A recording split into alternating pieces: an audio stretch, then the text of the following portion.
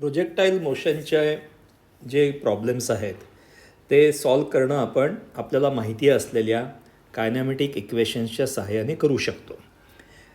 जेव्हा तुम्हाला जर हॉरिझॉन्टल इनिशियल हॉरिझॉन्टल व्हेलॉसिटी आणि व्हर्टिकल हॉरिझॉन्टल व्हेलॉसिटी म्हणजे इनिशियल व्हेलॉसिटीचा हॉरिझॉन्टल कंपोनंट आणि व्हर्टिकल कंपोनंट दिलेला नसेल आणि फक्त ती व्हेलॉसिटी आणि अँगल दिलेला असेल, तेव्हा काही फॉर्म्युलाज हे लक्षात ठेवणं हे सोयीचं असतं.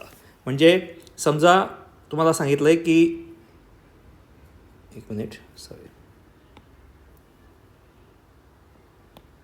तुम्हाला सांगितलं आहे की इथे त्याची व्हेलॉसिटी आहे व्ही, म्हणजे इनिशियल व्हेलॉसिटी प्रोजेक्टाईलची. इथे मी ग्राउंड टू ग्राउंड प्रोजेक्टाईल एवरून तो प्रोजेक्टाईल फायर झाला आहे, त्याची व्हेलॉसिटी आहे व्ही आणि हॉरिझॉन्टल बरोबरचा अँगल अल्फा दिला आहे. म्हणजे तुम्हाला इनिशियल व्हर्टिकल किंवा इनिशियल हॉरिझॉन्टल व्हेलॉसिटी दिलेली नाही आहे, पण व्हीची काही व्हॅल्यू दिलेली असेल आणि अँगल अल्फा दिलेला असेल.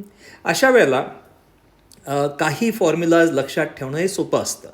आता हे फॉर्म्युलाज आपण लक्षात ठेवतो म्हणजे कुठले, तर उदाहरणार्थ ए टू बी हा अंतर जायला किती वेळ लागेल प्रोजेक्टाईलला, तर याला आपण टी असं म्हणू. म्हणजे ह्या टीचा फॉर्म्युला काय, ए टू बी म्हणजे हा एपासून निघाला प्रोजेक्टाईल पूर्ण असं ह्या कर्वमधून जाईल आणि मग बीपर्यंत पोचेल. तर टीसाठी फॉर्म्युला काय असेल, तसाच ए टू बी हे जे आहे हा रेंज आहे. तर हा रेंजचा फॉर्म्युला काय असेल, मॅक्सिमम हॉरिझॉन्टल डिस्प्लेसमेंट याचा फॉर्म्युला काय असेल, आणि ही जी मॅक्सिमम हाईट आहे जिथे प्रोजेक्टाईल जातो त्या मॅक्सिमम हाईटचा फॉर्म्युला काय असेल, हे लक्षात ठेवलं तर प्रॉब्लेम पटकन सोडवता येईल. पण मला तुम्हाला असं म्हणायचं आहे की समजा तुम्ही लक्षात ठेवा, पण काही केलं होतं काय, परीक्षेमध्ये आपण एकदम गोंधळून जातो आणि हा आपण लक्षात ठेवलेला हा फॉर्म्युला तोच आहे का, कारण ते दोन फॉर्म्युला एकासारखे असतात.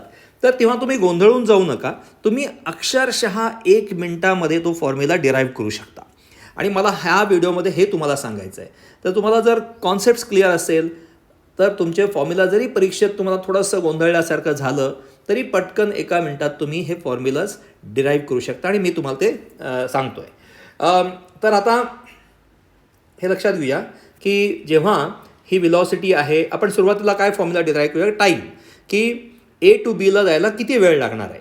आता आपल्याला माहिती आहे की व्ही ही व्हेलॉसिटीचा हा वेक्टर आहे, इनिशियल व्हेलॉसिटी व्ही आहे, अँगल अल्फा आहे, म्हणजे त्याचा व्हर्टिकल कंपोनंट आहे व्ही साइन अल्फा आणि हॉरिझॉन्टल कंपोनंट अर्थातच व्ही कॉस अल्फा असणार आहे. याचा अर्थ असा की समजा तुम्ही एक दगड किंवा प्रोजेक्टाईल हॉरिझॉन्टल व्हेलॉसिटी 0 आणि व्हर्टिकल व्हेलॉसिटी मात्र व्ही साइन अल्फा अशी जर ती प्रोजेक्टाईल फायर केली व्हर्टिकल डिरेक्शनने, तर ती प्रोजेक्टाईल ही या हाईटला जाणार आहे. म्हणजे ही जी हाईट आहे या हाईटपर्यंत ही प्रोजेक्टाईल जाईल अशी, आणि मग तिथून ती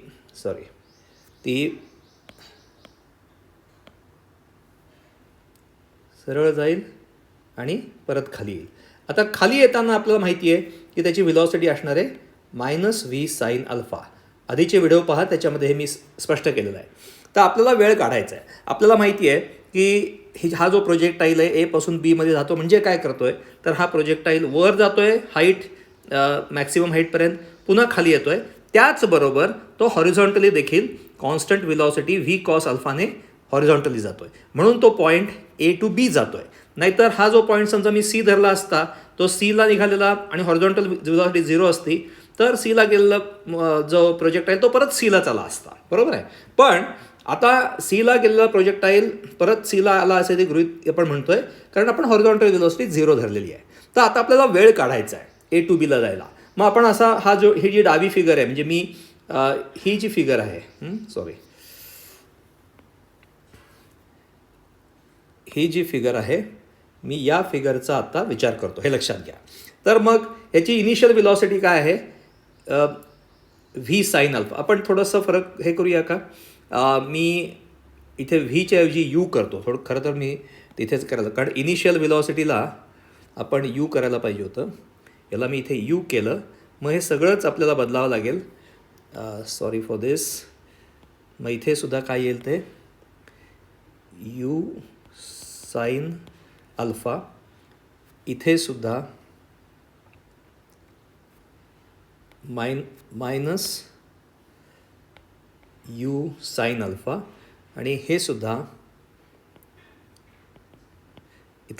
इथली विलॉसिटीसुद्धा यू साइन अल्फा अशी येणार आहे. हा येणार आहे यू कॉस अल्फा. यू कारण आपण इनिशियल विलॉसिटी म्हणून मी केलं, कारण परीक्षेमध्ये पुस्तकामध्ये देखील तो यू असणार आहे आणि तुमचा गोंधळ व्हायला नको. तर आपण इथे पाहिलं की यू साइन अल्फा ही जी मी जी डायग्राम माझ्या डोळ्यासमोर आहे ती ही डायग्राम आहे.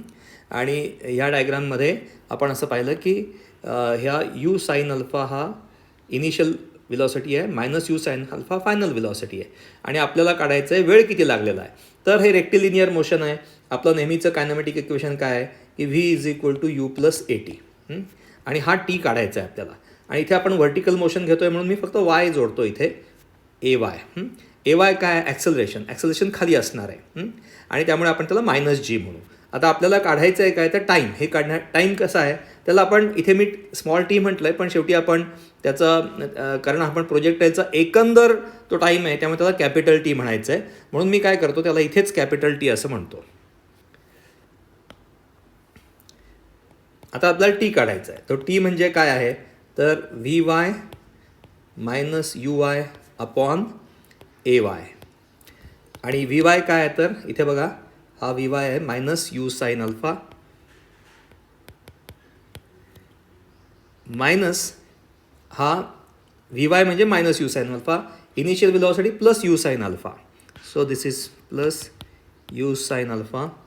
ए वाय इज मायनस जी.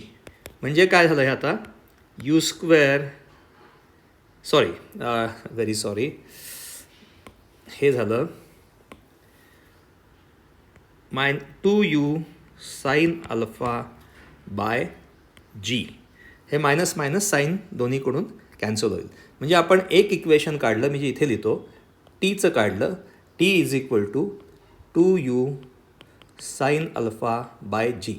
आता हे जे इक्वेशन आहे 2u साइन अल्फा बाय जी यांनी तुम्हाला पूर्ण वेळ मिळणार आहे.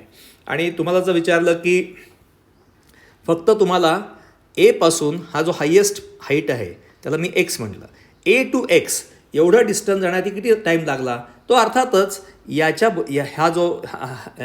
हा जो आपण इक्वेशन काढलं याच्याबरोबर अर्धा, म्हणजे तो यू साइन अल्फा म्हणजे 2 कॅन्सल होईल, दिस डिवायडेड बाय 2 एवढा टाईम लागला. किंवा एक्सपासून बीला किती टाईम लागला तर हा जो टी आहे डिवायडेड बाय 2 म्हणजे यू साइन अल्फा बाय जी एवढा टाईम लागलेला आहे. बरोबर आहे. तर आता आपण हे जे इक्वेशन आहे टोटल टाईम जे आहे ते तुम्हाला जर समजा तुम्हाला काहीतरी गोंधळ झाला विसरलात तर हे काढणं फार सोपं आहे. फक्त तुम्हाला ही डायग्राम मी म्हटली ही लक्षात ठेवायची आणि मग तुम्हाला हे सगळं काढणं अतिशय सोपं आहे आणि त्यामुळे परीक्षेत तुम्हाला गोंधळून जायचं कारण नाही. ओके, आता तसं आपण पुढचेही काढायचा प्रयत्न करू. आता मी हे सगळं काढतो आणि आता आपण असं म्हणूया की आपल्याला आता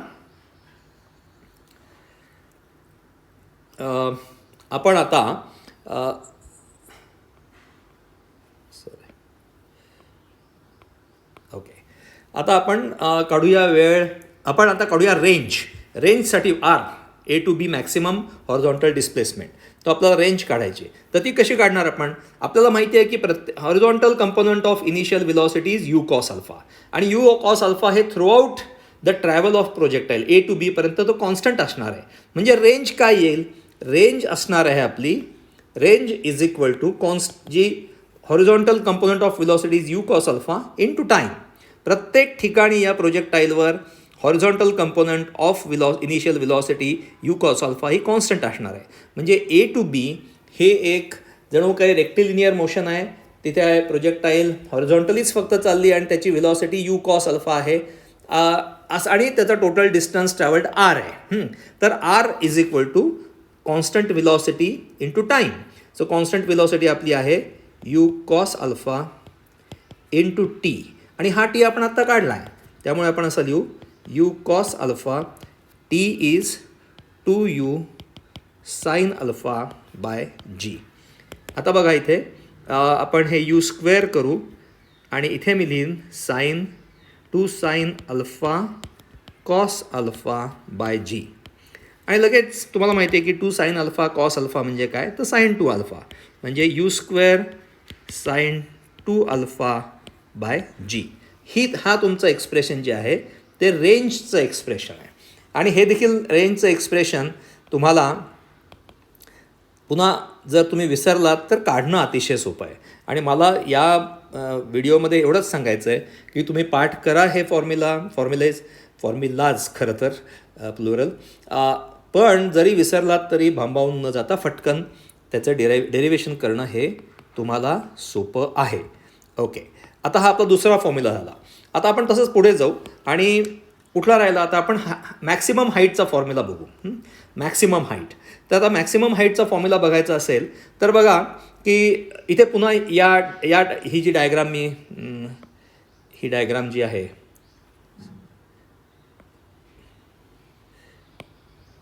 ही लाल रंगात मी त्याला फक्त एन्सर्कल करतो आहे.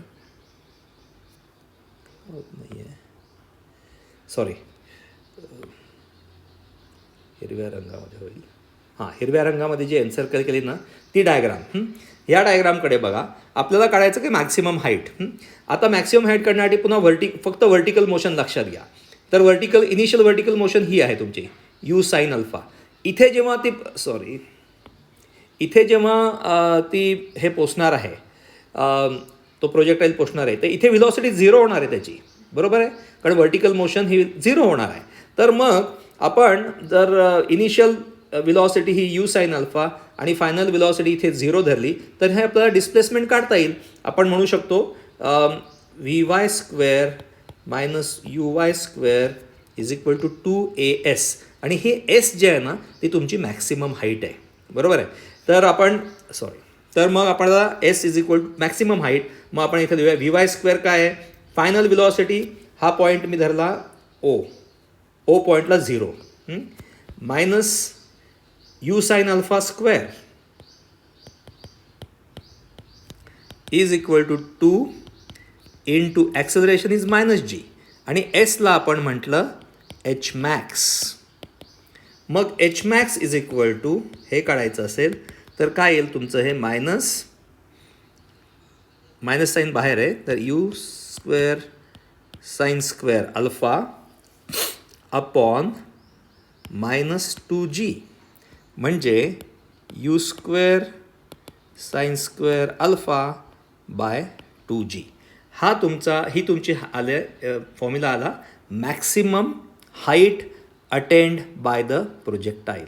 सो एच मॅक्स हा आहे you square sine square alpha by 2g. आता बघा इथे आर आणि एच मॅक्स हे साधारणपणे एकासारखे वाटतात, मग गोंधळ होऊ शकतो. व्हायला गरज नाही आहे, पण समजा गोंधळ झाला तरी तुम्ही हे फटकन आपण डिराईव्ह करू शकतो, हे मात्र विसरू नका. पुढच्या व्हिडिओमध्ये मी आणखीन असा एक फॉर्म्युला डिराईव्ह करेन आणि ते अशा पद्धतीने जर तुम्ही लक्षात ठेवलं तर कदाचित परीक्षेसाठी जी फक्त 3 दिवसावर आहे हे सोपं पडेल. धन्यवाद.